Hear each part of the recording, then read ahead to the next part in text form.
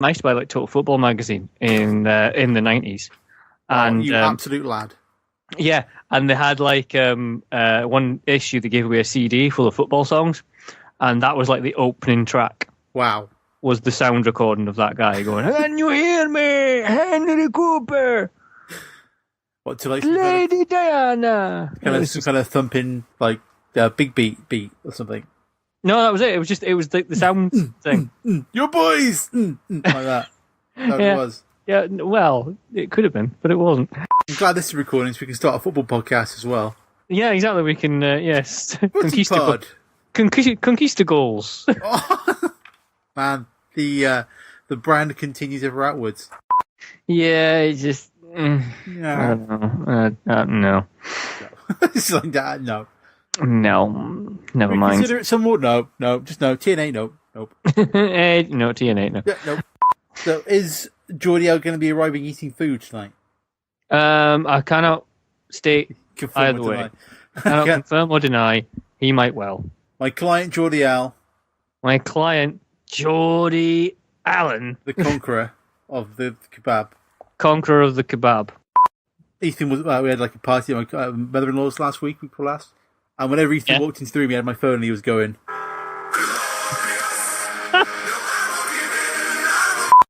Actually, can you hear my fan at all?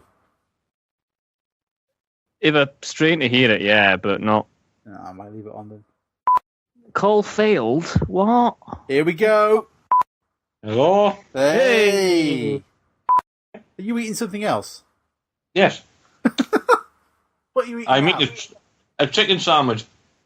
It's my tea. I think it's going to be a regular thing now. Geordie L's the food spot on the podcast. Geordie Al's culinary wonder. Because what was it last time? Was it a burger and chips? Yes, burger and chips last time. Now we got a chicken sandwich. What wonders await us through our culinary trip through the Geordie Wonderland? Have I said before that I had like a 6 foot tall Newcastle Brown Ale can when I was a kid? I think you have. Yeah, I can't remember. Oh, Euan says fuck the internet. So I don't know It what to still go with says now. call failed. I don't know what to go with now at the start of the show, whether this or Geordie L's food. I'm just getting some Frosties. All right. Right. Is that pudding, is it? Frosties for pudding? Yep. Well, a Frosty bar. That's a frosty bar. You don't eat your frosties like a normal man. No, it's all in one bar. What was that? What kind of noise was that? I'm just getting into bed. This podcasting is tiring work. You know, what's your clear as whisper? Oh, getting the podcast song. Oh, God. I got to start with that now. I'm opening Tony Tiger. My.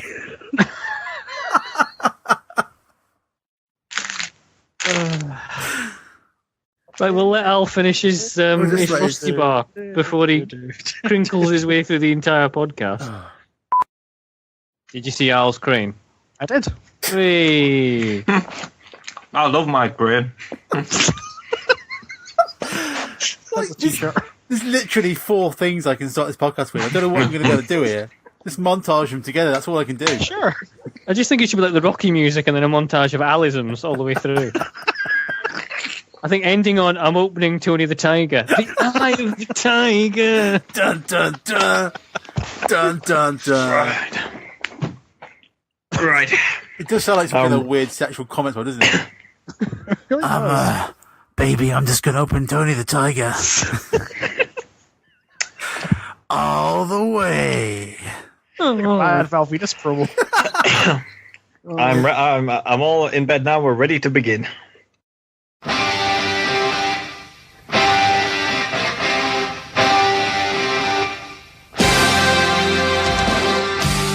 Welcome to the Conquistabores. Tonight, witness a tornado tag team frenzy as the Conquistabores battle to find out who is the greatest tag teams of all time. Approaching the ring, the Legion of Cameron Phillip, the Euan Taylor Boy, the Phil Doyle Express, and Geordie Allen Milburn. Only tonight on the Conquistabores.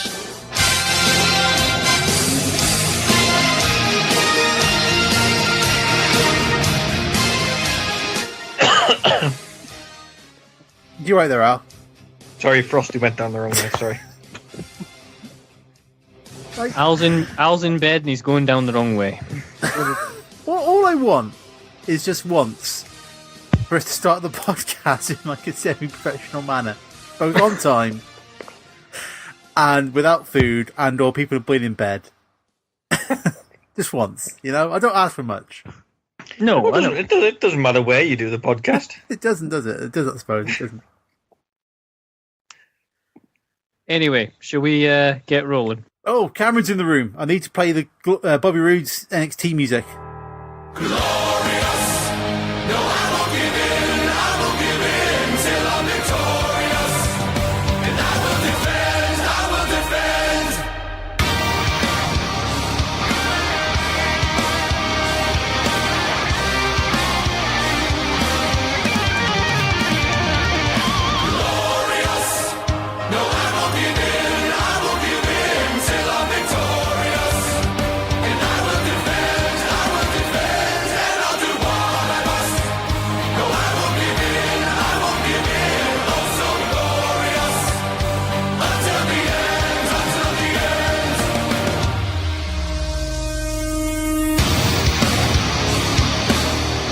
Yes.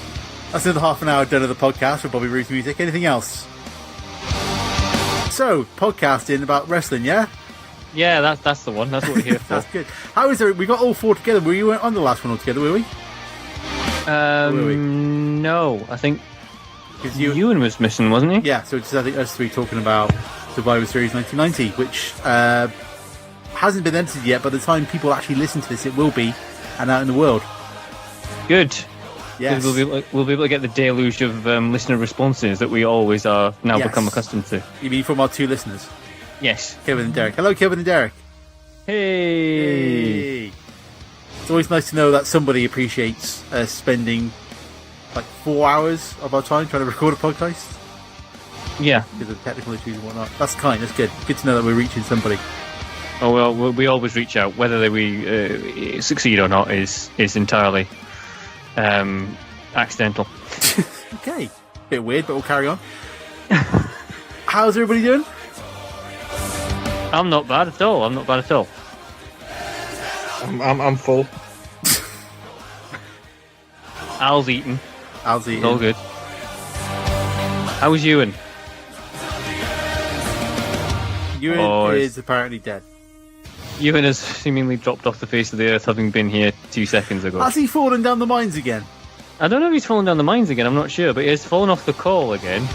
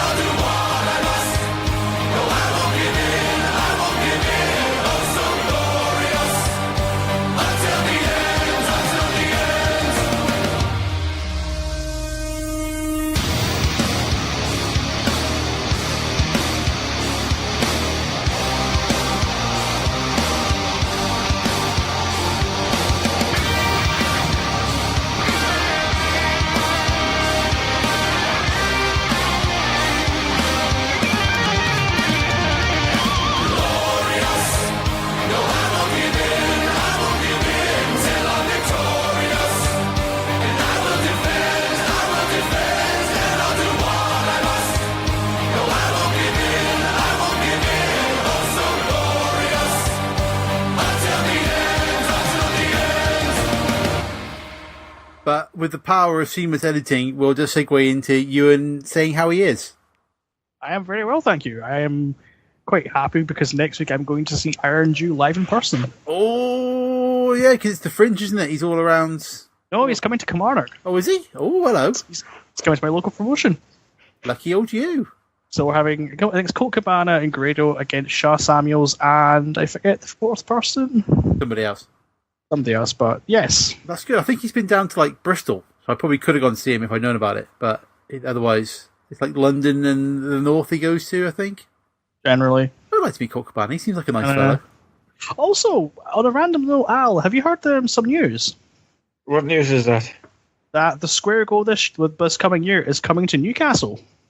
Oh, Cameron told me. I'm sure he did. Yes, I did. A Geordie Square Go. Yes. How is that different from a regular Square Go? It's more dangerous. Oh, nice. But I do find that I don't know. I just thought it was the hometown in Glasgow. It seems a bit weird. There has been a lot of moaning from certain sections of ICW fans about how they're starting to move what is considered to be the big shows out of Glasgow, which is ridiculously stupid because it's just like, well, there was someone seriously having a moan that England gets all the major ICW shows now. That is incorrect. Like, that would be pretty stupid, seeing as it would be 2 months after Fear and Loathing at the Hydro in November in Glasgow. And I reckon it's a good thing. I reckon it's a fantastic thing. It just proves that like it's not just a Scottish thing. It's not just a niche thing up there. It's getting like a wider audience across the country. Yeah, exactly. As one of sort of Britain's... Because when you're thinking about UK wrestling now, you've got ICW, probably Progress, PCW. and Rev Pro. Yeah, I'd say so. It's kind of your four biggest ones. I mean, obviously, they're, if ICW want to come do shows sort of, a little bit across the border, then fair enough. It only helps everything if they all get bigger, so therefore they can pay the guys more money, so therefore they can do better wrestling. And just exactly. It just gets better and better, doesn't it? The product gets better. The best reason for being anti the Newcastle Square Go was one guy who went on the message board and said, "Oh, it's a stupid idea because folk from Newcastle won't even know what a Square Go is." Oh, Jesus Christ! I think we can figure it out. Yeah, pretty much. I don't think it's a fair fight. Should I do some other like wrestling stuff that's happened since the last show? Very quickly. Well, I think the last time we recorded, it was like a few days before the brand split. Oh, yes. Yeah, so we had like all the NXT guys on the main roster. So Nia Jax is on there, America Alpha's on there, Finn Balor is on there now. Finn Balor. Or the Demon King is his new take. Who's just walked straight into a main event at SummerSlam with Seth Rollins for the WWE Universal Belt. Would he have got that though if Roman Reigns hadn't been done for his drugs? Failing his wellness test for whatever reason they haven't quite given yet. I think so. Sure. Because he pinned Roman Reigns on Raw to get this title shot. Yeah. And now Roman Reigns is very much stuck in a feud with Rusev for the US title. It does seem a bit like he's going to be pushed down a little bit just to kind of put him in his place kind of thing. Which I think he needed in the first place. He needed a run with the US belt or the Intercontinental belt. Yeah, I was going to say, will that long term probably benefit Roman Reigns more? Help him. Because he won't be seen as, they're just picking him because he's their favourite. What they should do is look how they treated The Rock. Like, The Rock came in, was pushed, no one liked him, so they turned him heel and put a belt on him for a bit, and he got over. So they should do that with Roman Reigns, because a heel run first generally works for characters. Heel run, flipping babyface, big popularity. But anyway, too much. We've had the G1 Climax, I think finished Sunday just gone. Had, I think I've not watched any matches yet, but apparently some crackers in there. Is it Ishii versus Okada's meant to be good? Ishii Okada's good. Ishii Tanahashi's good. Was Big Mike in a good one? Big Mike was a good match, wasn't he? Was it Big Mike? Yeah. Yes, it was. Yeah. And then the final match, Naito versus Kenny Omega. Mm-hmm. Apparently I've seen that called a 5-star match of the year candidate. There was some ridiculous spots during that match, including Kenny Omega doing some kind of twisting dive, hitting the fourth row. Yeah, I saw that. That looked like he killed himself, near enough. Yeah. But speaking of match of the year candidates, the Cruiserweight Classic's been on, and it's been fantastic. Oh, it's been so good. I like the Cruiserweight Classic. It was good. And then I was enjoying I don't think there's been a bad match on the show so far. They've all been good. And then we got to the last match of the first round of Gargano versus Ciampa, which was just fantastic. Mm-hmm. On all levels. Was brilliant. It was. And then the week after, followed it with Cedric Alexander versus Kota Ibushi, which was somehow even better. Yep, and I think that's pretty much cemented Cedric Alexander probably going to get signed now. Yeah, but it was amazing. Amazing. It was. You know, amazing. So, yeah, that's really good. So, there's been good wrestling recently. And we had Will Ospreay versus Vader. That happened as well. yeah, and Vader went over. Yeah. Right. Of course. That's always We all know what side Geordie is going to be on. Of course we do. So there's lots of stuff, but I think those are some good things to watch. Like, I want to try and pick up some of the G1 because I missed loads of it this year. But enough about that wrestling. What are we doing with this show, Cameron? Well, the last time we did one of these round table things, it was the best Intercontinental title match. And nobody won, as far as I can recall. Which I think, if we recall correctly, I won. And we all agreed at the end that the best Intercontinental title match was Razor Ramon versus Shawn Michaels. Begrudgingly. I don't think we all agreed. No, it was a political process, Alan. We all voted for it in the end, and in the end, that won. You dirty thieving bastard. Hey, that's slanderous. So, accurate. We're going to do, now we've been through a sort of full round of the pay-per-views, we thought we'd come back to the round table format. And tonight it's best tag teams. Best tag teams. So we all get to pick one tag team, which we feel has resounded throughout the ages. And we had not maybe an example of their greatest ever match, but a good example of what they did. And then we all sort of have an argument, and then we decide that my choice is fine, and then we all call it a night. Guys, don't worry. I can edit his audio out of this whenever you need to. So don't worry about what he says. It'll be completely different when the final show comes out. Don't worry about it. It's fine. I'll be dictator Phil talking there. You'd be the start of that word anyway. Whoa! Hang on. Shots fired. It's all getting a bit awkward around here, isn't it? Let's go. All right, so who's going to start first anyway, this shower and nonsense? I think the agreement was we were going to do it in sort of chronological order of teams, were we not? Starting with the most recent and then working our way down. Because, spoilers. Well, I guess I'm last then, eh? Exactly. Geordie Al's got a secret pick. The logic being, Al, that yours is a surprise, so we save the surprise for last. Okay, then let's get on with it. Let's go. Just don't fall asleep in your bed, Al, please.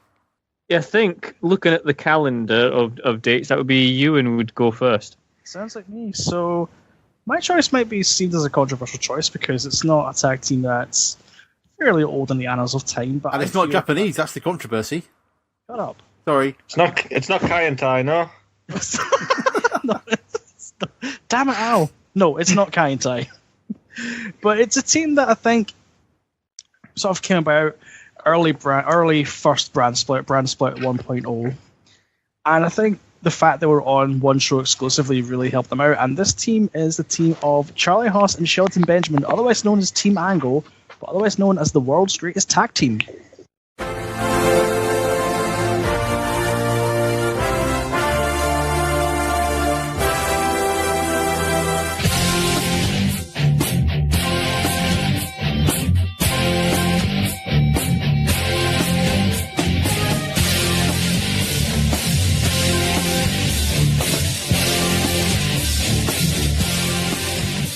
And I think because it helped give SmackDown an identity early in the day, it was a really technical team.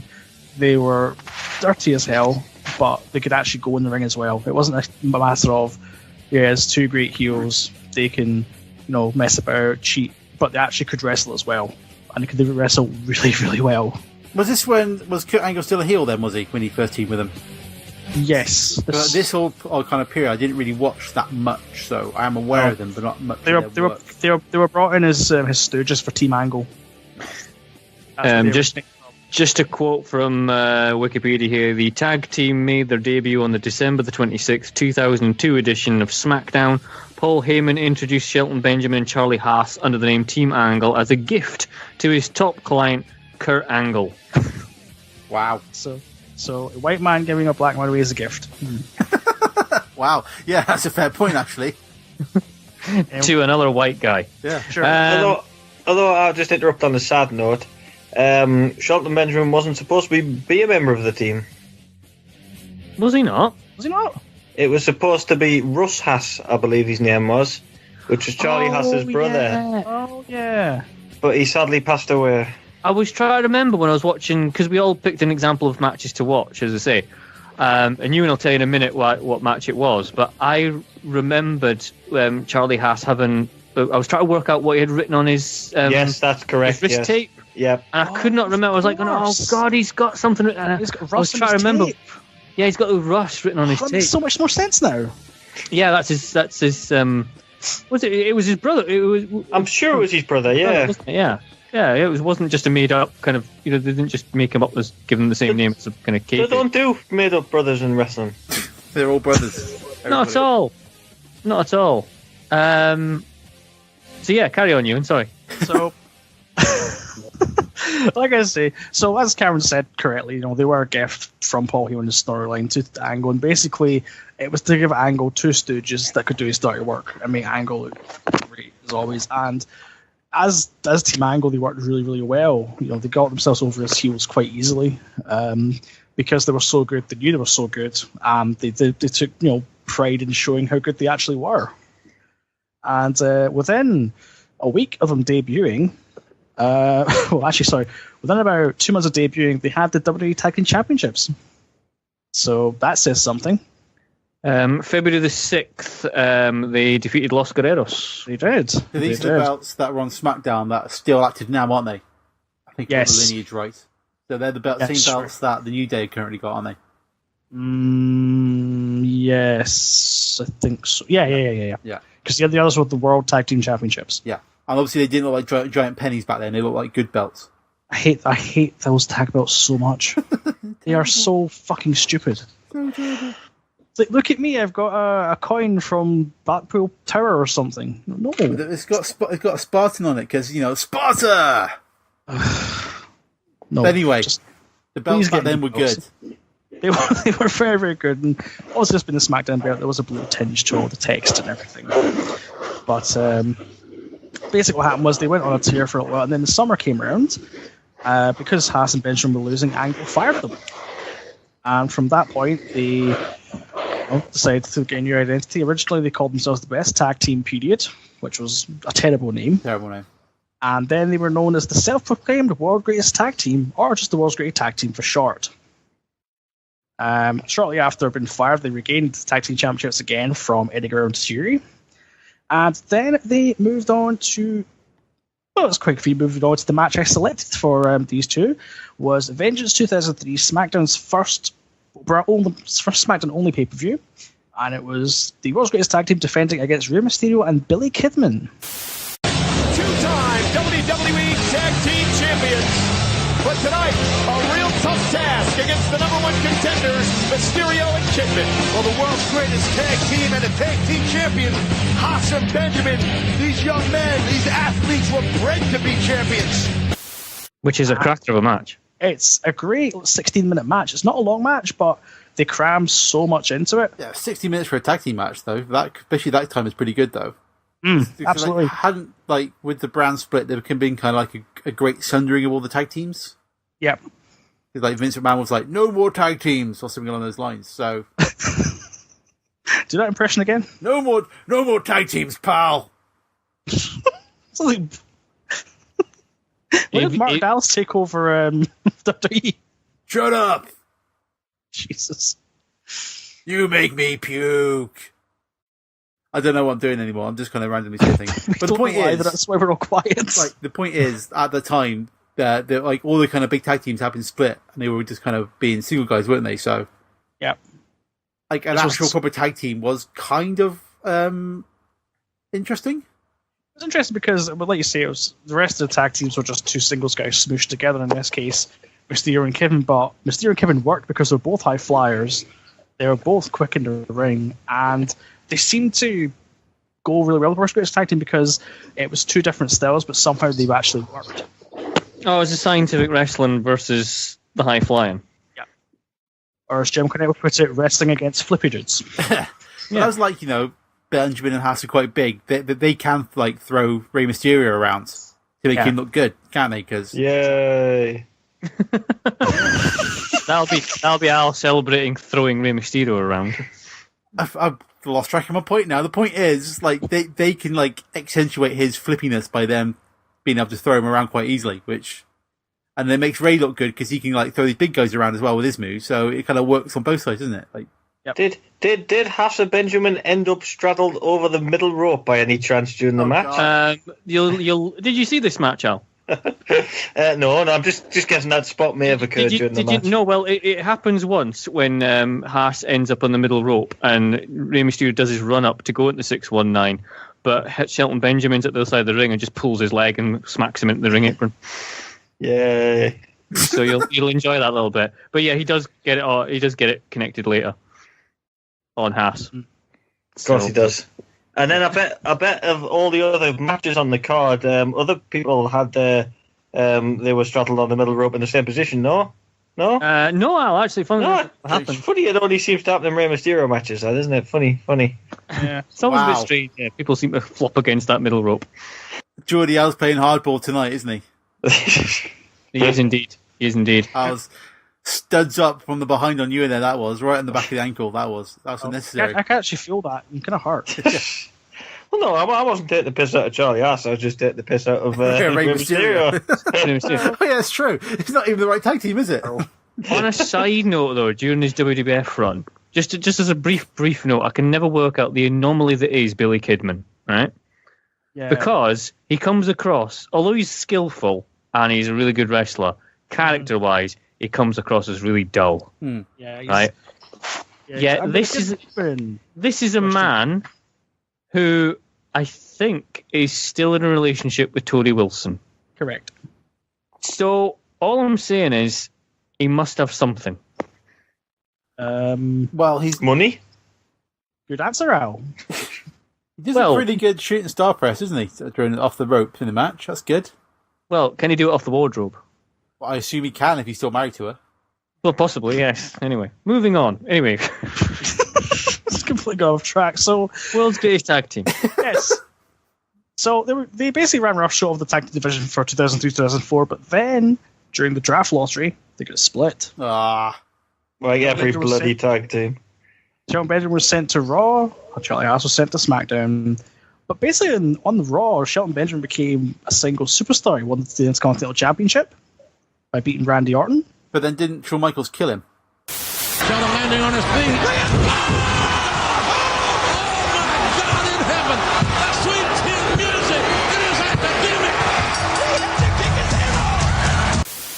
Yes, Shawn Michaels killed him in that spot you can see over and over again where he attempts to jump off the top rope and gets a super kick of death. That's a pretty good spot, man, I tell you. That's a good spot. What was Benjamin's nickname? I can't think of what it is. Was it Shelto? Was this not when they got it was the gold standard, wasn't it? Gold standard, that's it. I can remember. But they brought in his mother. Oh, let's not do this. Which is a kind of promising. I do believe that Jim Ross has said on the JR report or the Ross report that he regards Shelton Benjamin as the biggest waste, lost opportunity that he in his time in the WWE. Well, they do say he didn't put enough effort in. He just did just enough effort to have good matches when he could have had excellent matches. Wait, hold on. Isn't that the goal, to have good matches and not put a lot of effort in? No, but I think they thought if he put that little extra in, he could really have headline matches, rather than just opening or mid-card matches or whatever. Yeah, I see what you mean, yeah. Yeah. Because he went to... He was in New Japan, wasn't he? But was he the Suzuki Gun?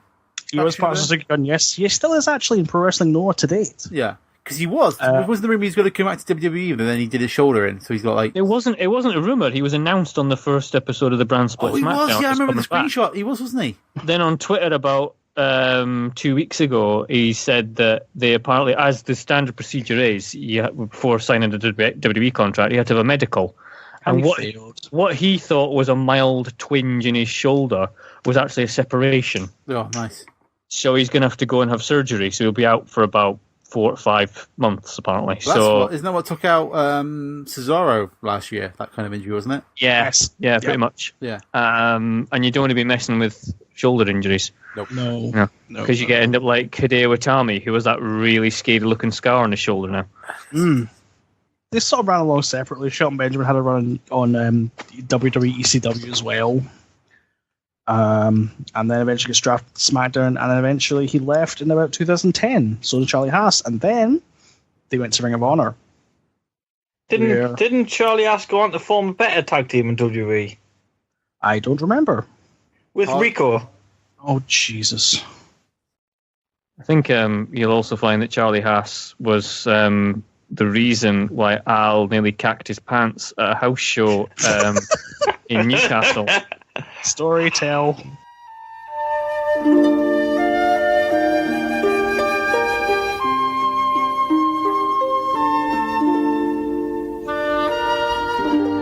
Well, you might remember that at one point in his latter WWE career before he left, Charlie Haas had the kind of gimmick where you imitate other gimmicks. Oh, yes, the Damien Sandow gimmick. Yes, the Damien Sandow, the Big Show gimmick. Everyone, every mid-carder's had it at one stage. At some point, they got to do it's like a rite of At some passage, point, isn't it? yep. Curtis Axel's had it, You might remember he did an entire UK tour as Haas Hogan. So we're sat there in the Metro Arena in Newcastle around about 2008, November of, and all of a sudden they announced that there's going to be a match. I can't even remember who came out first, but then his opponent came out. And it was D'Lo Brown. Was it D'Lo Brown? Yes. And we got for this God. and we got dun dun dun dun dun dun dun, dun. And for a split second, as ridiculous though it sounds, I'm pretty convinced that Al thought that Hulk Hogan had made his WWF return to a house show in Newcastle. No, I read Haas Hogan was on the card. So you weren't sport the biggest erection known to mankind then? Oh, it was still great just to see his entrance. Even though it wasn't him, it was still good to see. Wow.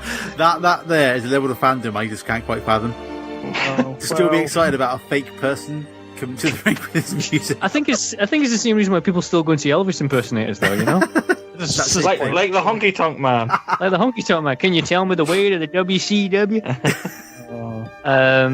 Yeah.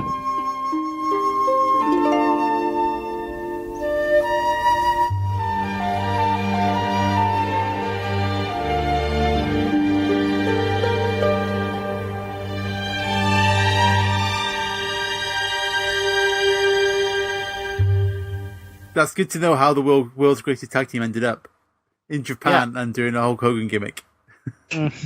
Well, it worked out fairly well for some of them. I did think they had fairly good music. I always liked the world's greatest tag team music. Yeah. The little jingle at the start. I always liked that. I've totally skipped that from my head. Oh, it's a good little tune. You should listen to it. Yeah. The only problem is that, like any kind of wrestling music I listen to, it's just Glorious from the Bobby Gould's entrance. That's it. I was playing that driving to work this morning and I felt so great. It's great, isn't it? Oh boy. That's another half an hour of the podcast gone there to listen to it over and over again. Anyway, so that is the summarization of the world's greatest tag team. Well, I agree. We're both quite suited to for each other, and also one of the key things about a good tag team is that they kind of work well together. I know it sounds so obvious, no, but it does help. But it does help a hell of a lot. Matching outfits, the similar kind of like moves actually you do together, as opposed to your own moves done while the other person's out of the ring. Yeah, and also they survive tag teams such as the Highlanders and Crime Time. Exactly. Yeah. No American Alpha though, are they? Though, let's be honest with ourselves. Oh, controversial. Yeah, I'm saying it's when you look. While I was watching this match, I was kind of thinking it's SmackDown pay-per-view, and there's a tag team with two amateur college wrestlers together. Ready with Ian Gable. Well, yeah, one white guy and one black guy. Hang on a minute. Has anything changed? Same as it ever was. Same as it ever was. Not this again.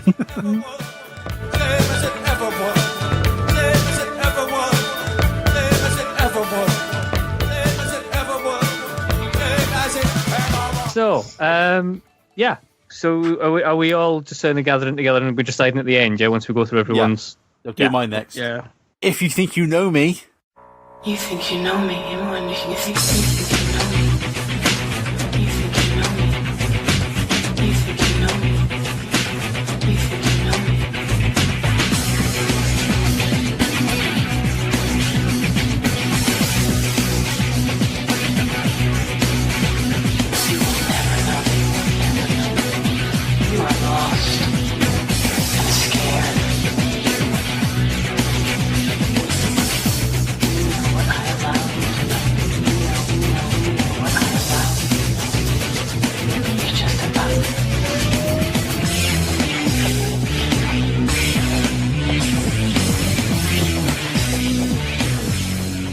Oh, I see what he's done. You've done there. Oh, You've done there. subtle. Nice, eh? Because my tag team, who I picked for the best tag team ever, are the team that reeks of awesomeness. That is Edge and Christian. Wow. Yes. And the match I picked, I would probably say, is the kind of coming out match, which is the ladder match. The end of the Terry Invitational Tournament. TIT. Come to that again in a bit. No Mercy 1999 against the Hardy Boys, or the New Brood, or whatever they call it at the moment. To be accompanied to the ring by Ken Krell at a combined weight of 431 pounds, Matt and Jeff, the Brood. Getting hot here, JR. Now, I just want to lay the scene before I get into this about where the tag team belts were at this time, because 1999, we're in kind of prime Attitude Era WWE, yeah? Yep. Like big hits. Okay, so let me go through. Let me find the website again. Okay.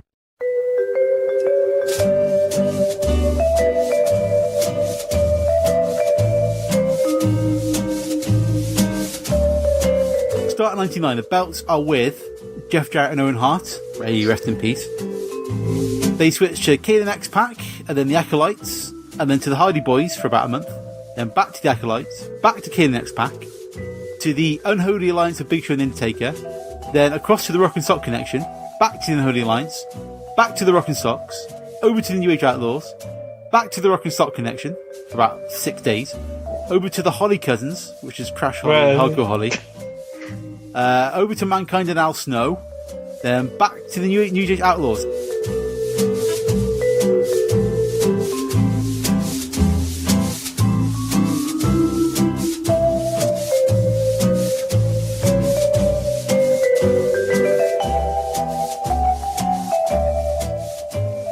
There's 15 title changes in 99 across there.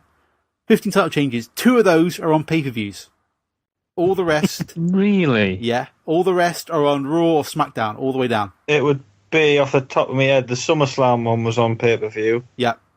And the Acolytes was up fully loaded. Was it? Because it was the Taker, wasn't it? Taker in Big Show against X-Pac and Kane. That was at SummerSlam, I think. So, and like... so at the time of No Mercy, the belts were with the Rock and Sock Connection, who aren't even defending it on this pay-per-view. The match before this match is The Rock versus somebody who I've forgotten, but it's not important. Billy Gunn, SummerSlam. Yeah. It's somebody else. But the Rock comes down to the match without even wearing his tag team belt, which is picked up on by Dre Lawler. They're kind of running it as like splitting up that tag team with the Rock and Sock more than the actual belts being kind of champions themselves. Look at that picture. What's wrong with that picture of The Rock when you look at him? Anything? Can't see. You can't, huh? No, what? Don't see anything missing? Look at it right there, right now. What's missing? No, I know. How about the WWF Tag Team title belt? Rock has come out here without it. That could be a bad omen. That could be unlucky. There's a single competition, though, King. Why would but still, I mean, you know, if you're one half of the WWF Tag Team champion, you want to carry that belt around everywhere. So tag teams at the moment weren't taking that seriously. Probably like the kind of only over proper tag team was the New Age Outlaws, but that's probably more because of DX more than anything else, to be honest at this point. So when you've got the Hardy Boys and Edge and Christian coming to the ring for this ladder match, I don't think that, there was much kind of... Was The Rock fighting the Bulldog? Yes, he was, yeah. Yeah, he was, yeah. With a big pile of shit. I mean, at this point, The Rock is red hot, and like they're following that match. So at the start of this match, the crowd are just dead. Essentially, they kind of popped the entrance because Edge and Christian coming out the crowds, so they got that kind of entrance because they've just split from Gangrel, who's now teamed with the Hardy Boys. So the Hardys have got the fire entrance. Yep. So they get a big pop at the start, but then the crowd's quite dead at the beginning of this match. And then such disasters as China and Jeff Jarrett in a Good Housekeeping match. Exactly. It's not been a good pay-per-view so far. And there's even like a weird botch at the beginning of the match where Edge and Christian throw the Hardys into the ropes and Matt Hardy somehow falls through the middle rope. Yes, he does. Yeah, I saw that. I was like, oh, this isn't going to start well. Yeah, so it's like, oh god, I'm starting a ladder match. But then, over the next, however long it is, 20 minutes. Yeah. You get the template of the matches that would lead to the match that stole WrestleMania 17. And the seesaw spot of doom. Yes, all these kind of crazy high spots with ladders that you wouldn't necessarily see in a normal match because they kind of reinvent the ladder match for tag teams in a way that's not really been done before. And Edge and Christian got a large part of that because they're amazing. Even though at this point, again, I'm not in their career, they just split from Gangrel, so they weren't allowed to talk. They were basically just like two big dudes who didn't really say much. And then it was over the kind of next year or so that they kind of migrated to that into their surfer dude personality. They came out of their skin, basically. Sort of, they came out from under Gangrel's control and discovered themselves and thought, we are the tits. Yeah, so once they you have this match, which as noted was the final of the Terry Invitational Tournament. Oh, God. Because as good as this match is, like, half of the commentary is just Jerry Lawler, like, talking about how he basically wants to rape Terry, essentially. I still say the $100,000 is less important to these guys than Terry Runnels. Boy, if you'd have seen what I saw. This match is about over. Up in the wrap. Christian going up. Boy, as much as I'd like to have been involved in this tournament, as much as I'd love to have the services of Terry, I don't think I'd like to be in this ladder match. Did you see that shot from the camera in the roof? That was amazing. Still not as good as the shot I had earlier. I don't think so. Nobody has a better shot at that than that was very amazing. You did. Oh, God. It's just the worst part of Jerry Lawler for like half of this match. And Jim Ross is Isn't like... that the only part of Jerry Lawler? Yeah, pretty much. And Jim Ross is doing his best to call what bills to be an amazing match. I mean, like I say, the crowd were dead at the start, and by the end of it, they're on their feet, like going crazy for some of the spots. Even though I think me and Cameron discussed this before we started recording, like there's no kind of big crazy spot.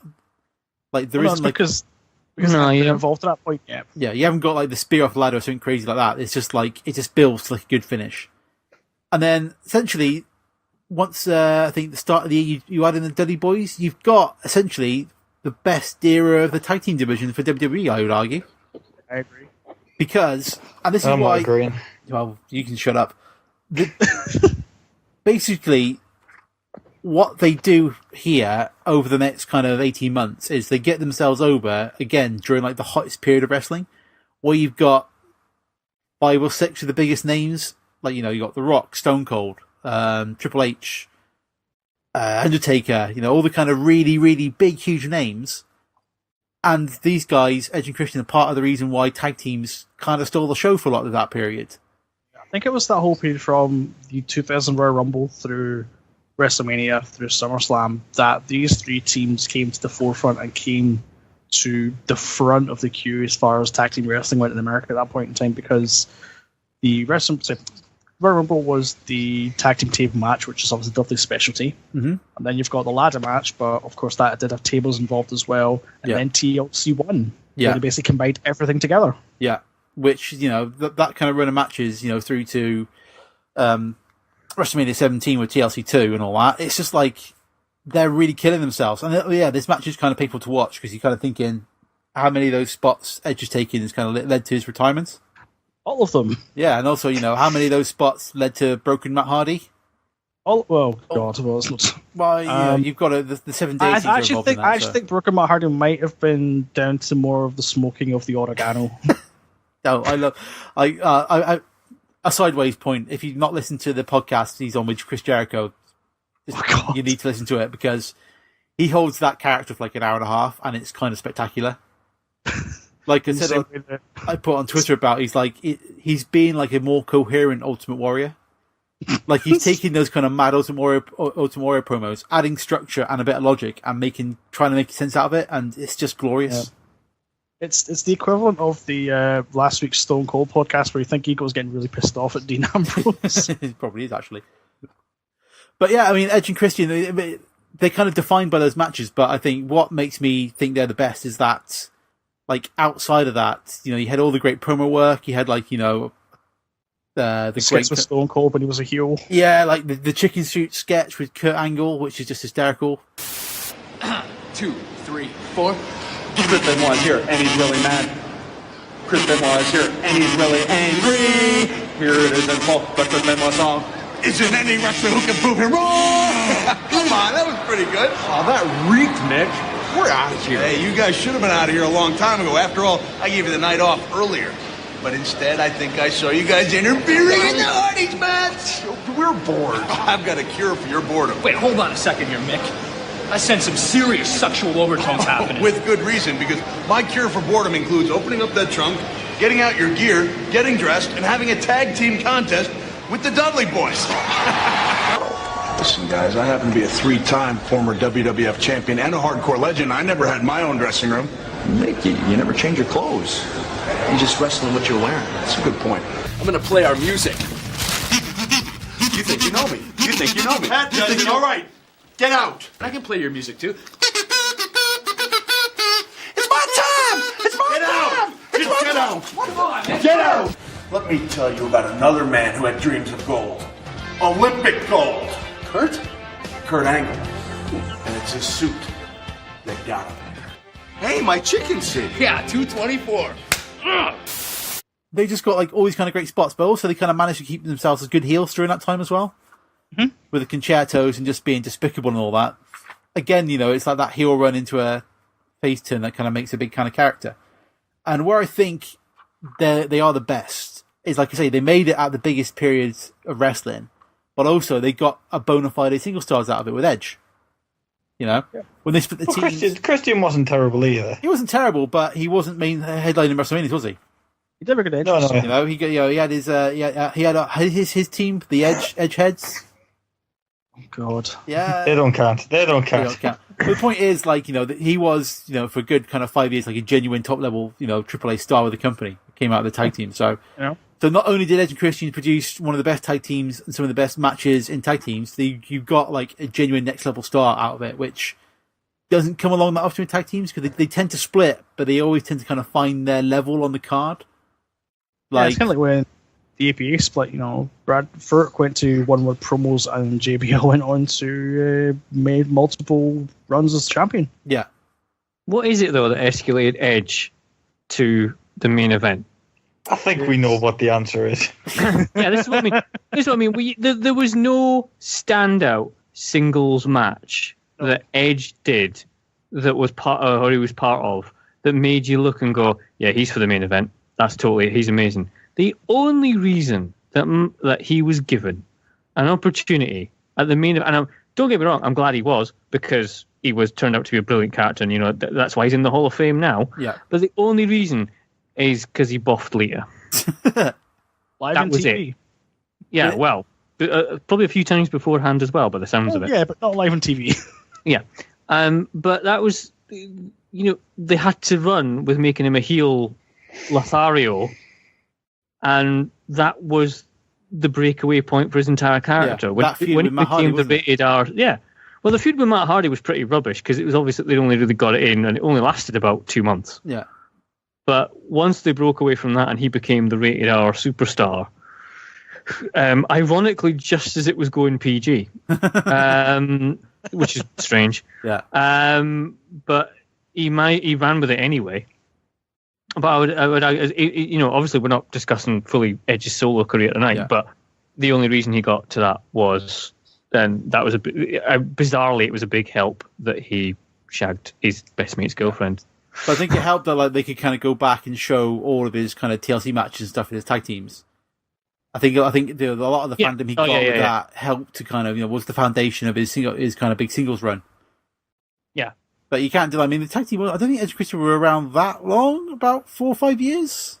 99 to probably. Well, I don't even really. I'm just looking it up now. Actually, I think he signed in '96, but he debuted in '98.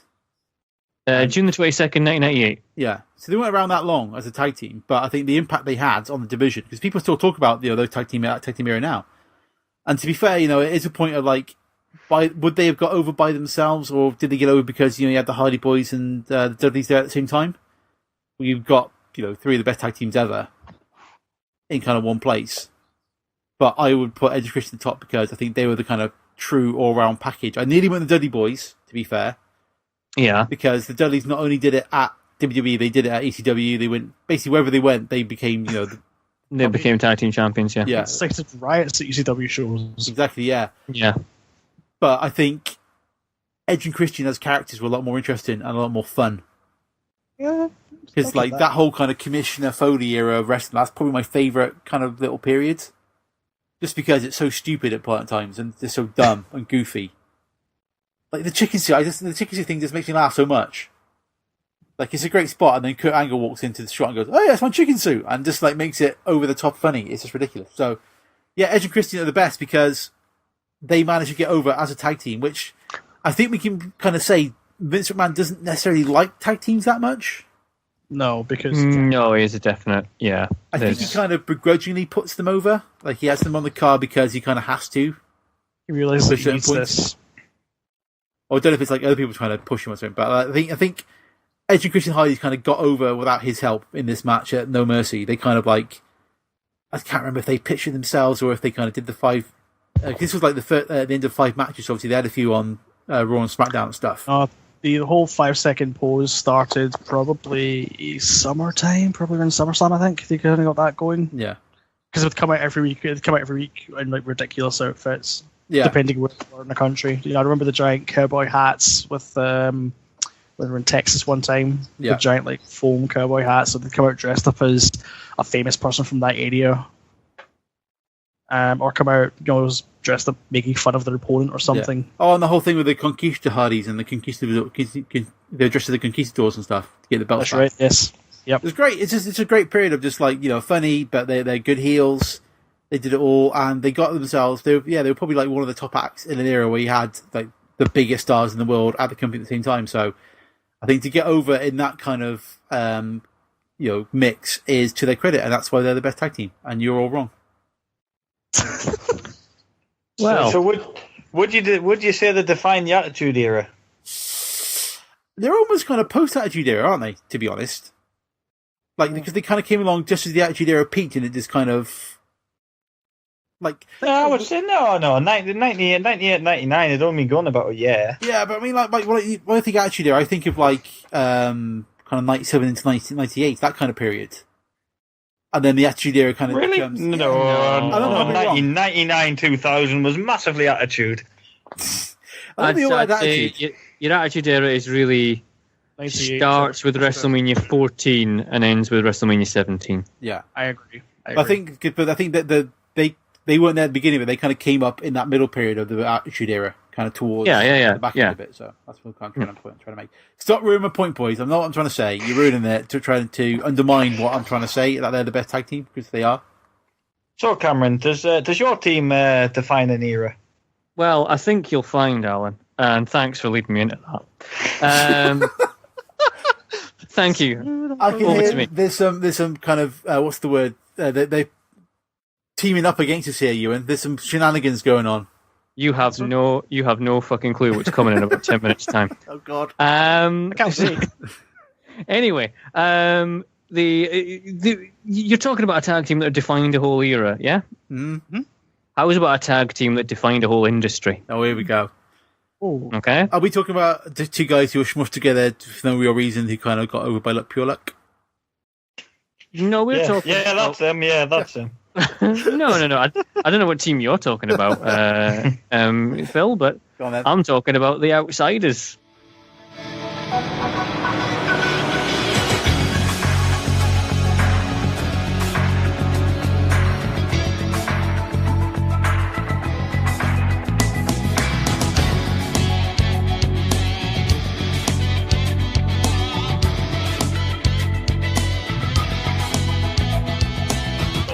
Go. Because when we originally were going to do this, right, I originally had one team in mind. I was like, for about 3 or 4 days, I was like going, I'm going to do LOD. I'm just going to have to do LOD. That's the only team possible that I can do. Uh-huh. And then I remembered that I've been doing my pay-per-view project, and I've watched a lot of Legion of Doom matches around about 97, 98, and they're garbage. Yes, they are. Absolute liquid garbage. Liquid garbage. Oh my goodness. I'm thinking there's no way I can defend that. So I thought about it a bit more. I was like kind of going, no, I need a team that could that really stood out, and a team that really changed things, and a team that wrestlers now, and this will be my point when I'm recommending the Outsiders, Kevin Nash and Scott Hall. From a technical wrestling standpoint, Scott Hall, quite sound, really good. It's Kevin Nash, not so much. I will probably admit that, Kevin Nash will probably bust a quad just climbing over the top. He's not the most mobile of wrestlers, is he? No, he's not the most mobile at all. But consider this, that when Kevin Nash and Scott Hall jumped to WCW in 1996 when they finished up in the WF and then jumped to WCW. They were the first wrestlers to command a guaranteed annual payout. That's a very good point. They were the whole reason now why Vince McMahon gives a bottom line guaranteed salary as opposed to the old system of just we'll pay you when we want to because we'll pay you when you do appearances. Yeah. And if you were then signed a contract to the WF and they didn't want you anymore and you just didn't appear on television, you weren't really paid. Whereas, and the other thing that they got them is days off. Because apparently that's what Scott Hall's whole point is. Scott Hall was interviewed quite recently about it, and he said in the WF when he was Razor Ramon, he found that yes, you were earning a heck of a lot of money, but you never had any time off to spend it. You couldn't exactly do anything. And whilst, okay, they don't get, a long time off because as they make this big boast about how the WF's the season never ends, at least they've got something. And that is because the conditions that Nash and Hall got when they signed for WCW, because the competition was that hot and Eric Bischoff gave them that allowance.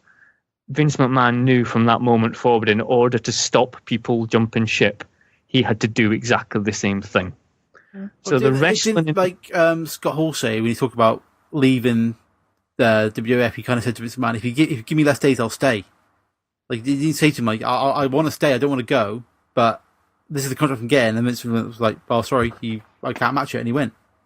Yeah, that's it. So he didn't want to go, he just couldn't turn down the deal that they offered at the time because it was so good. Yeah, exactly. It was more money, less time, for less work. Yeah, basically. And who doesn't want that? Yeah. So the match I picked, because I was going to pick the first time they won the WCW tag team titles, of the 6 times they won the WCW tag team titles, against Harlem Heat at Halloween Havoc, but we already did that as part of a Halloween Havoc pay-per-view. So I was also thinking they were involved in one of the, this will be the only time in this podcast history that I will defend Hulk Hogan. Oh, okay? wow. Strapped in right now. It's coming. Yep. Up you go. Al, I can Buckle up, boys. Al's recording this for posterity. Hogan was probably, I still think, one of the best heel turns in American pro wrestling history. I agree. At Bash at the Beach 96. So my match to pick for Scott Hall and Kevin Nash, the Outsiders, is the main event, which technically is a 6-man tag. Hang on. Technically what? What's going on here? Shenanigans. Again, from the politician over there. Hey, shenanigans. Hey, we said tag match. It didn't say it has to be 4 and 4. Look at this. Look at it twisting the words. Disgusting. I'm not twisting the words. I'm just disgusting. using the words in front of me. Disgusting this is. Carry on.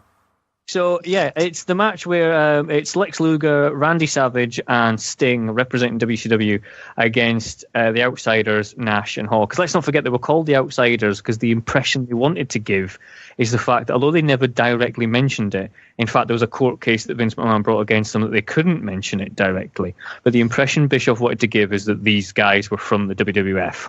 And they'd come to take over WCW. And your Southern wrestling fans and the old Southern territories for Jim Crockett didn't like the idea of anyone up north coming down south to take over their patch. Because, it's wrestling down there. It's good old Southern wrestling. Yes, good old Southern wrestling. So when Nash and Hall said that they had a third man who was in the building, but they hadn't appeared yet, because at the start of the match, Mean Gene gets in and says, I don't see a third guy in this ring, and then is like going, we'll just take him on ourselves. He's in the building. He'll be here when he's ready. I was hoping to get one of the Outsiders out here for some kind of an idea, some kind of word regarding who their third man is. I mean, we have had speculation in recent weeks on numerous people that could fill that particular position, the third man to join these 2 big men. And then within a few moments in the match, Lex Luger is knocked unconscious on the outside, meaning it's a straightforward 2-on-2. See, Phil? All right, calm yourself. And it's Savage and Sting representing WCW against Nash and Hall. And then, obviously, infamously, towards the end of the match, Hulk Hogan comes down, seemingly to save WCW. Although my argument is that Bobby Heenan nearly ruins the entire moment. Hulk Hogan is here! Hulk Hogan's here! Hulk Hogan is in the building! You're damn right he is! Go get him, Hulkster! Yeah, but whose side is he on? What are you talking about? Whose side is he on? What are you talking about? Disney, because he fluffs his lines. It's gonna, what is he doing here? He just directly says, "But whose side is he on?" And then they have to kind of Dusty Rhodes and Schiavone have to kind of cover for him and go, "What possibly are you suggesting?" Well, Dusty Rhodes has to think of words he's probably never used before. Yeah, and then Hogan leg drops Randy Savage, and it's the moment that all the garbage is thrown at the ring. And Hogan cuts the classic promo of, all this garbage in the middle of the ring, brother, represents the fans. He can cut a good promo, that Hogan. Oh, when he puts his mind to it, Al, when he's actually arsed, then yes. And when he's not, when he's the centre of attention and there's no one else to build up around him, then yes. Well, he had two other guys. He didn't, he had two other guys. Your greatest tag team he had to share the stage with. Yeah, but it's still the focus is still on Hogan. But anyway, this time it warrants it because the focus should be on Hogan at the end of this. So what you're saying is Hogan's better than your tag team?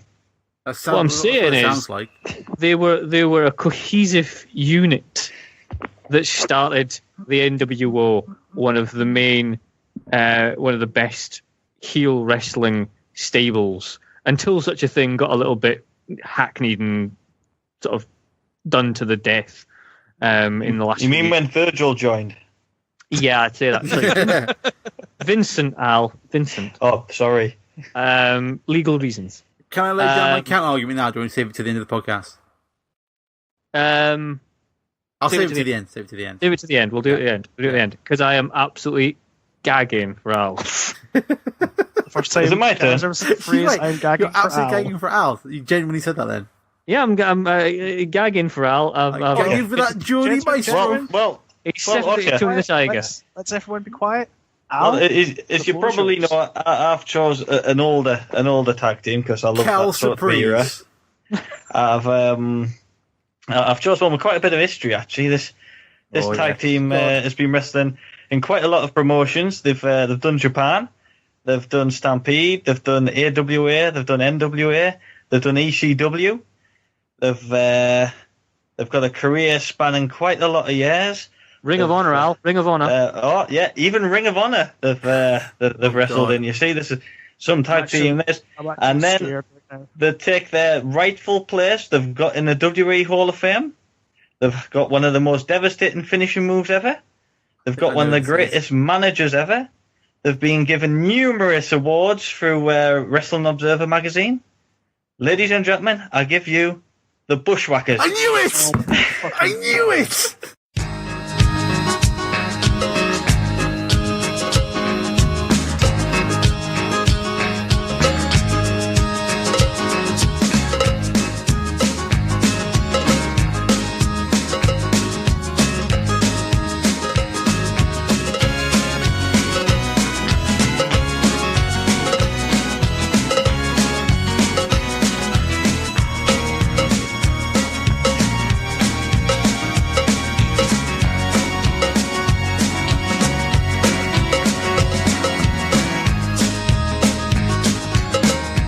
Al, you've gone mad. I knew it! Oh, I knew he'd do something like this. Right, I call bullshit on this right now. Well, you had your chance to talk. This is my chance to talk. To be fair, I'll defend you on something. Right, they've wrestled Stampede for Stewart under the name of the Sheepherders. Nothing wrong with that. They then came to WWF as the Bushwhackers with such legendary feuds with the Bolsheviks, the Rougeaus, the Beverly Brothers. It's like a who's who of tag team wrestling. The greatest manager they had was Jameson. He hated me. And who could forget the devastating Bushwhacker battering ram? Nobody gets up from that. No one. No one. No one. They had a 5-star match with the Iron Sheik and Nikolai Volkov at Heroes of Wrestling pay-per-view. Is that a genuine 5-star match? It's negative 5 stars. Sorry. That's the minus. They've won numerous twice. They've run Wrestling Observer's worst tag team of the year. in 92 and 94. But no, we'll not hold that against them. They've got the rightful place in the Hall of Fame. And you wonder, what match am I going to choose for these two legends? It's a doozy. And I was struggling, because they've had that many. But you know how you said Cameron cheated by having an extra man in his? Well, I've cheated as well. You've not picked so I've went for the classic of Survivor Series 90, where they dress up as Doink the Clown and team with Men on a Mission. 93. And take on the Head Shrinkers, Bastion Booger and Bam Bam Bigelow. Oh, God. 93, Al. You said 90. It's 93. Oh, are you sure? I thought it was 93. I know it's 93. Are you sure? It's 93. You said 90. I was too excited, Cameron. That was my problem. I got too excited. I can see why. It's a classic of the...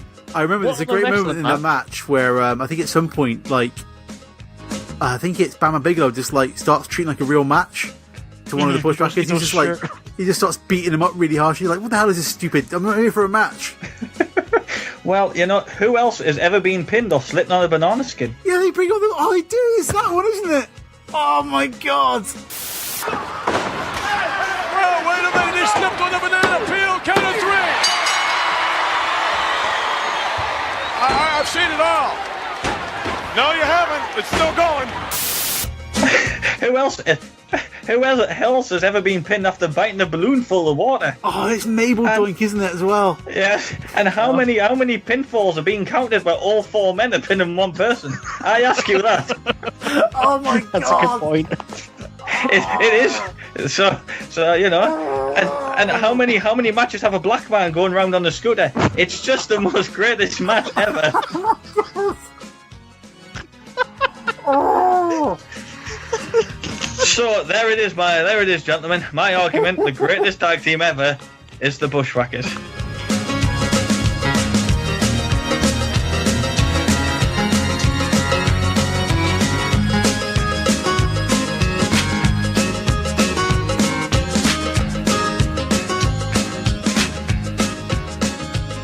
Also, if I might add, they do have one of the best Hall of Fame speeches ever. This is true.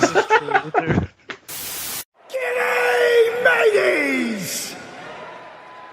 Hey, Cousin Butch, that's not the way you do it today, mate. Whoa! G'day, WWE Universe! Very good.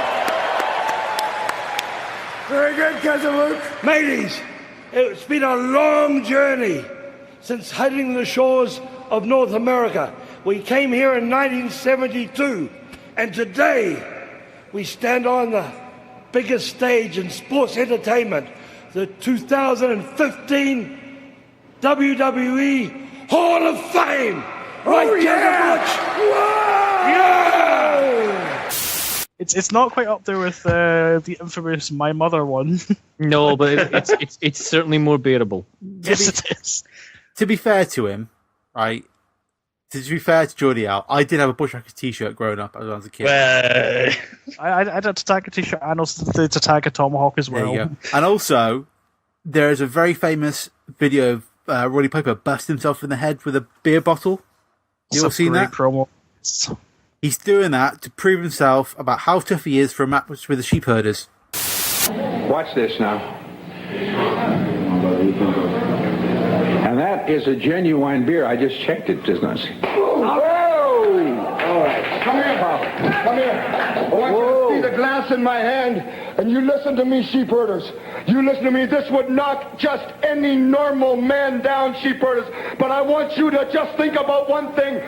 Getting this title in the cage is going to make $45,000 difference in my annual earnings, brother. This is the biggest match of my life, and I'm going to do it with my partner. And you listen to me. There's an old saying, sheep herders. You think we're just getting started?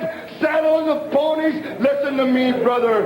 Saddle your pony. You bet. Sheep herders, you're in for a treat. It is showdown time. And showdown time, you bet. And we ain't even saddled our ponies yet. And animals like you, sheep herders, you put them in a cage, or we put them to sleep forever. Place here. We're going to be taking a break in a minute. I notice there's glass in the ring, so somebody will have to remove that. Way.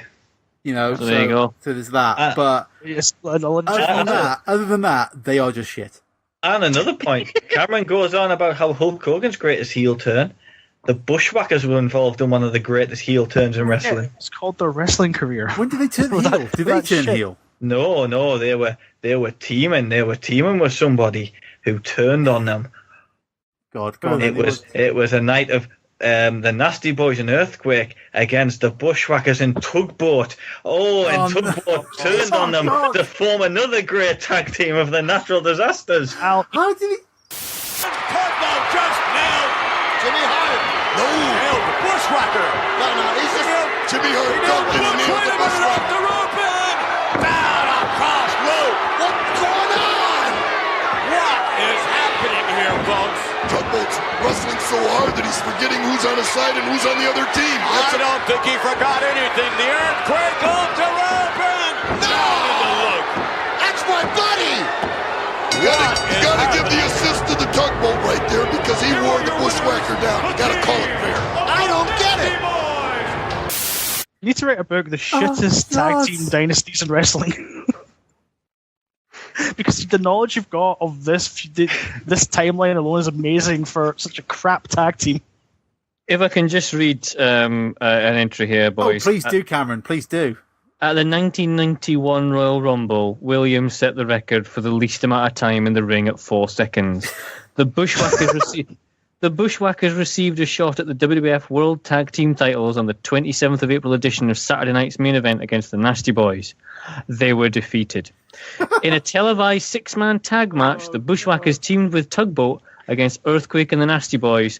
Tugboat turned on his partners after a few minutes of action and joined Earthquake in attacking the two New Zealanders. After the heel turn, Tugboat changed his name to Typhoon, and together they became known as the Natural Disasters.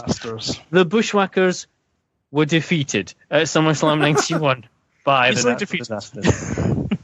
Easily defeated. Oh my God. But I think the fact that how many tag team titles have the Bushwhackers won? In WF? Yeah. Well, none, but still. My point is, Al, they've won no tag team. They didn't win the tag team titles in the WWF. Yet we're still talking about them. Well, you know, in the later career, Shawn Michaels was so good, he didn't need a title, you know? He was just so good in the ring, they didn't put a title on him. Are you seriously? Well, there you go.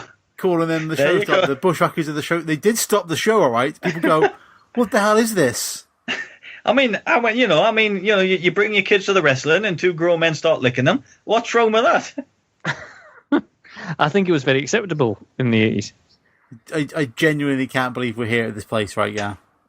Although actually I should be able to fully inside it, shouldn't I? Phil, when I told you it was a doozy.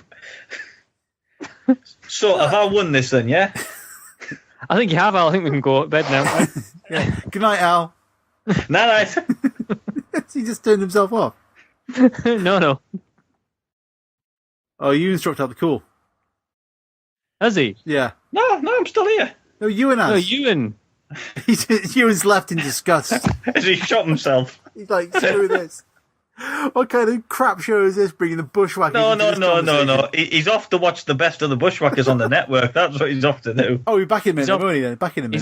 He's off to watch that Survivor Series match. He isn't at all. Because he knows that that's... I remember watching that match, and it was terrible. It was not.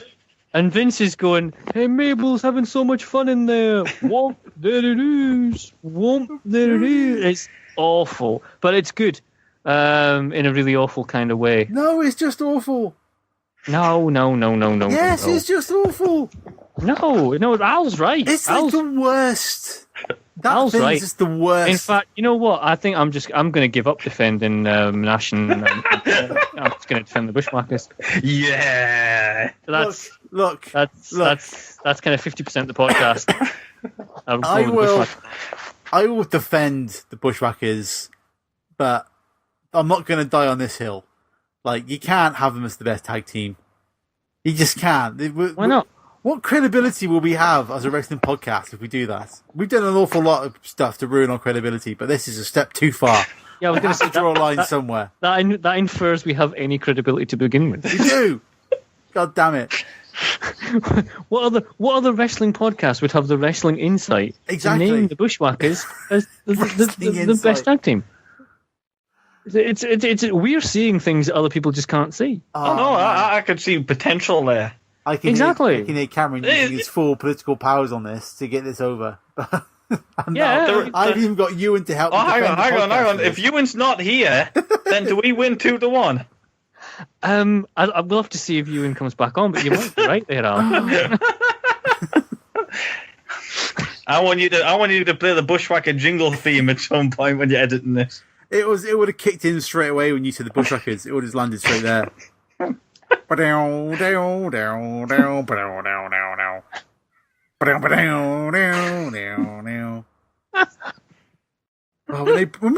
was the rumor we did? They broke the trombola because they were just being loud New Zealand people. I think it was 89, I think it was. Oh, Luke, I got a number. Hey, yeah. I got a bloody good one, mate, yeah. A bloody good one, mate, hey. Don't they swap numbers? I'm sure they just swap numbers. They do. Oh, because they're idiots. And they win the gimmick battle royal. Oh, they're Yeah, they're amazing. And they're in the Hall of Fame. What more do you want? Oh, and they were a member of the Dudley family.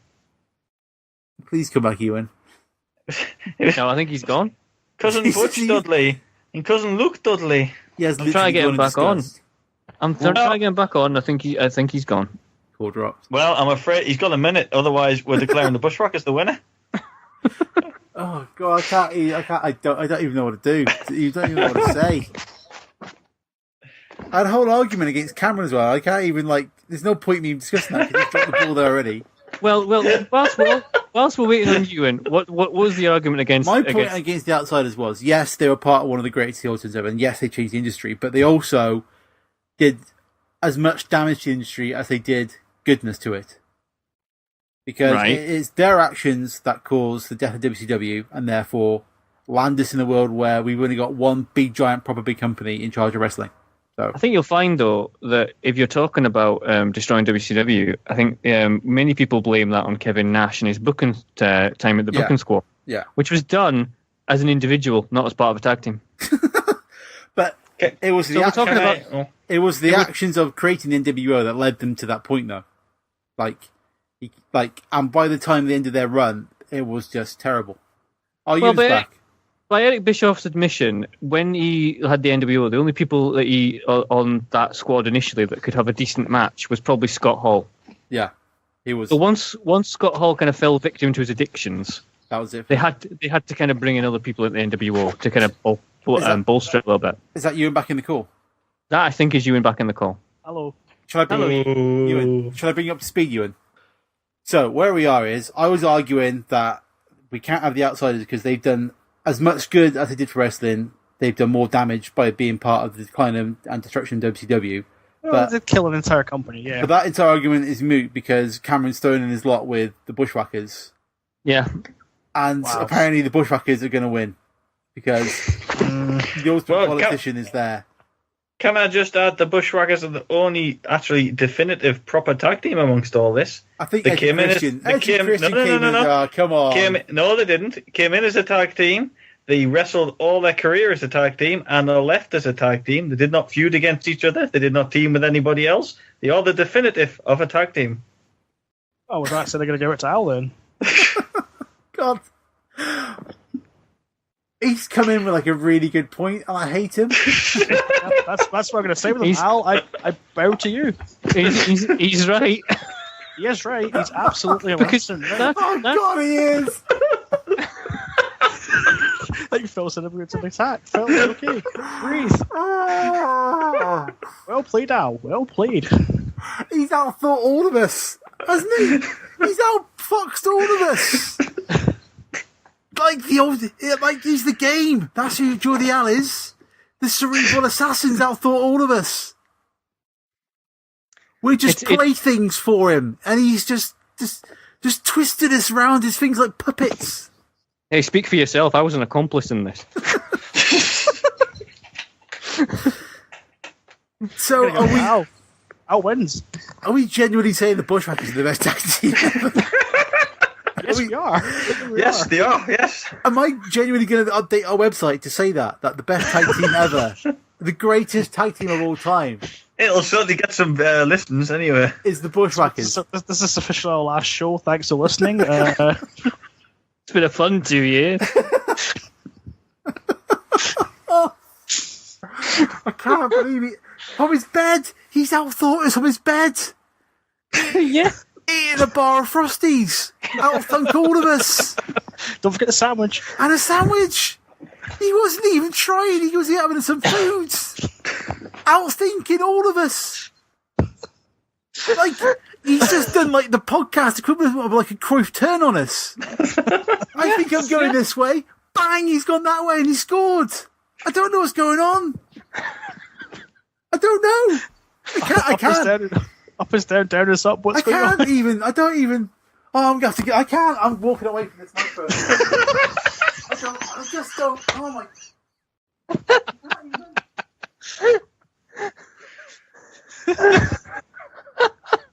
Well, apparently Phil's Mike. So who's second then? Who cares? I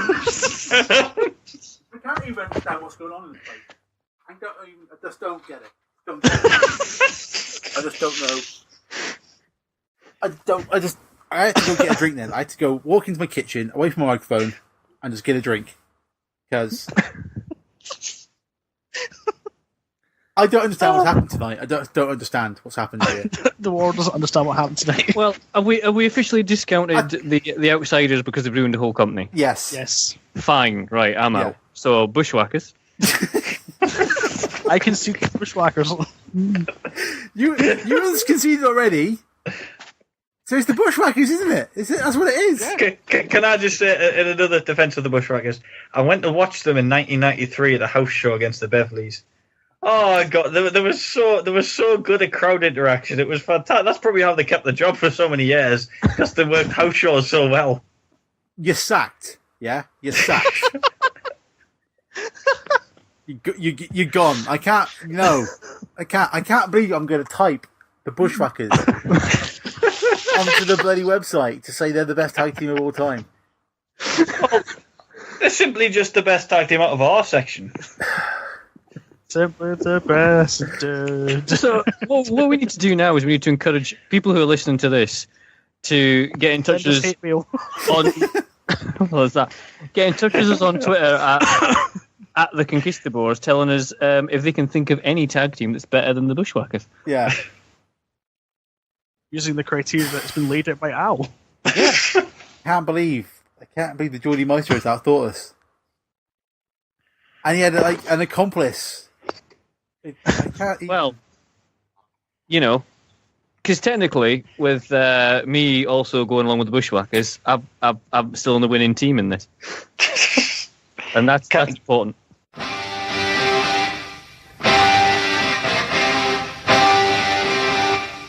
Can I tell you what my number 2 pick would have been? Oh, go on. What was at this point? Go on. The Mega Powers. Oh God. That is actually ironic, Al. What, you weren't going to pick that, were you? No, but at least it's very nicely into. I have the next pick. Oh. I'm very happy you mentioned the Mega Powers because. Oh, hello. We're going to go back a wee bit in time. We're going to go back to April 2nd, 1989. Oh. Yeah. Plaza. We're going to WrestleMania 5. The Mega Powers explode. Interesting. Yeah. And so does my underpants, right? Go on, because he's in bed and he's probably naked. I don't want to think about this anymore. He's really excited enough after the Bushwhackers win.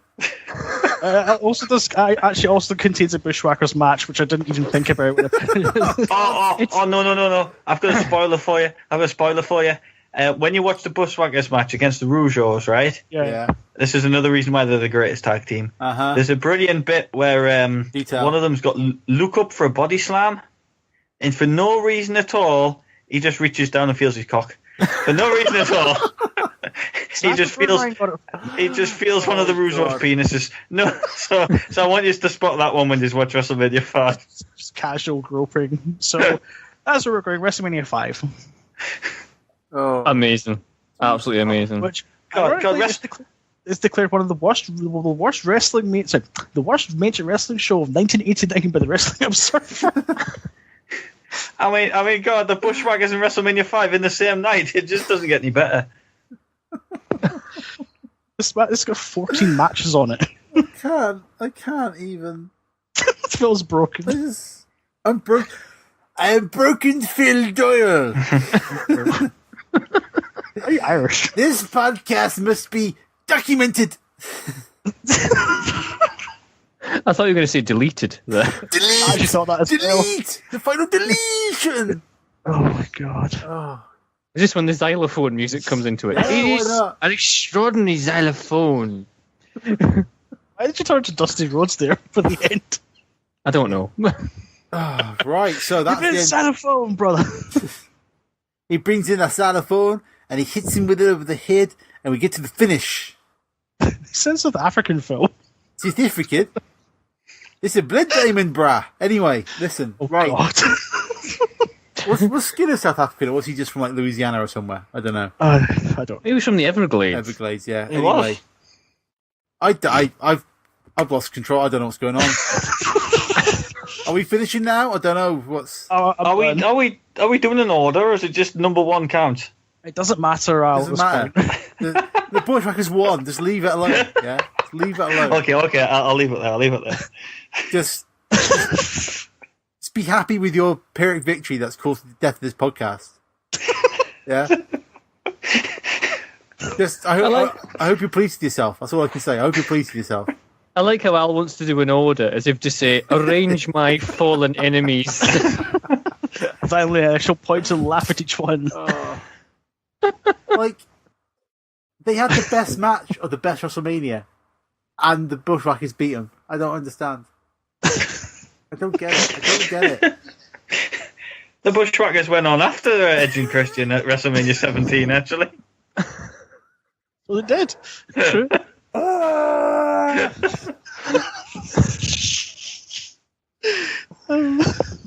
just got I was just like a pillow over my face, and I was screaming into it.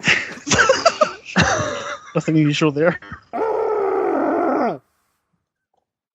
Right, so next show, will be WrestleMania 5. WrestleMania 5. Please, God, leave us some feedback somewhere. Please send us, hope. Yeah, please. I've got none left. It's just gone out of my body tonight because the greatest tag team in the history of professional wrestling is the Bushwhackers.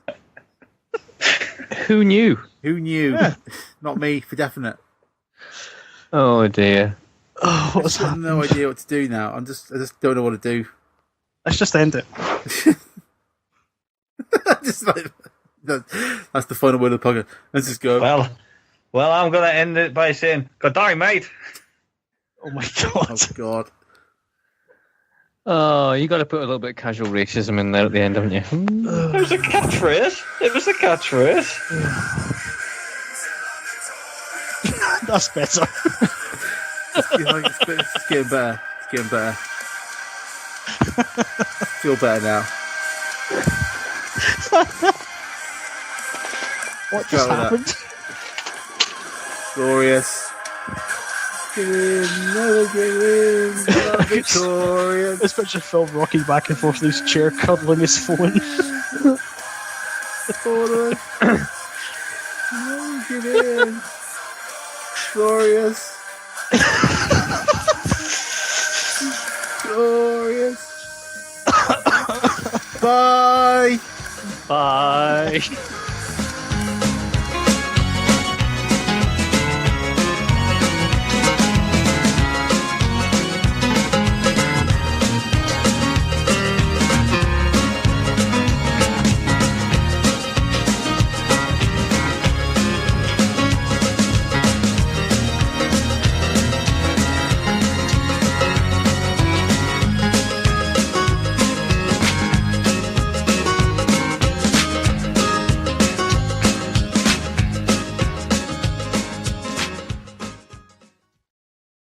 Imagine sitting here knowing that was coming. Oh, you're an asshole, Cameron. Did you anticipate the point Al made? You bastard. Whoopsie, there it is. Ladies and gentlemen, the Conquistabores have left the building.